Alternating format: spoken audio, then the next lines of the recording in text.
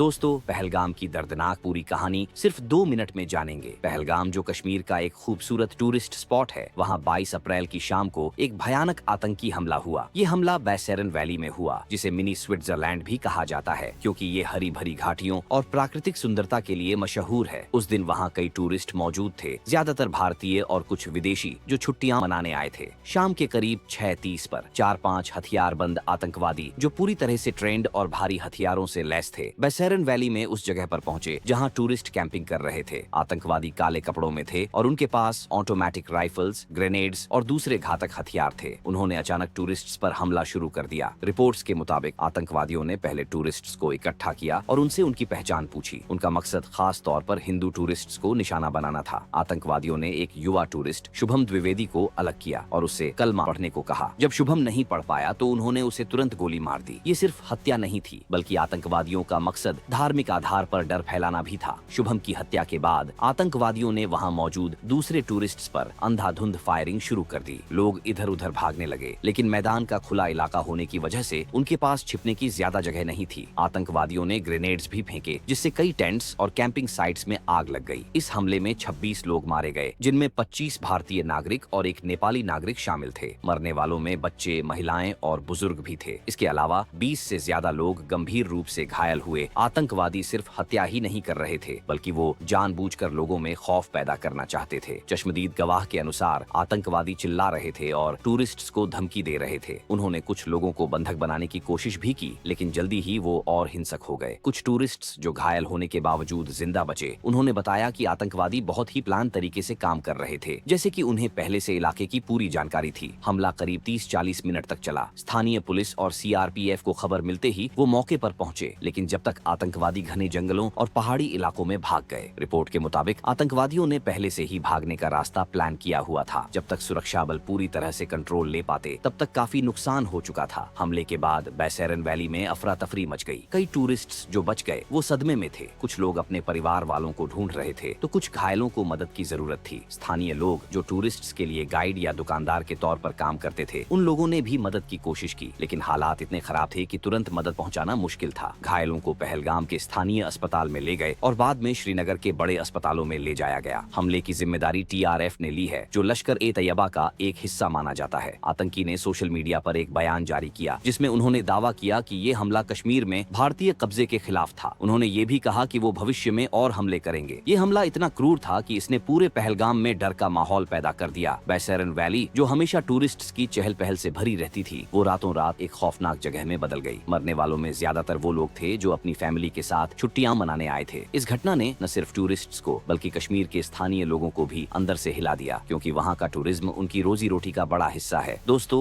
आप भी मरने वालों के लिए 2 शब्द कमेंट में जरूर कहें और लाइक शेयर करके यह कहानी अपने दोस्तों तक भी पहुँचाएं।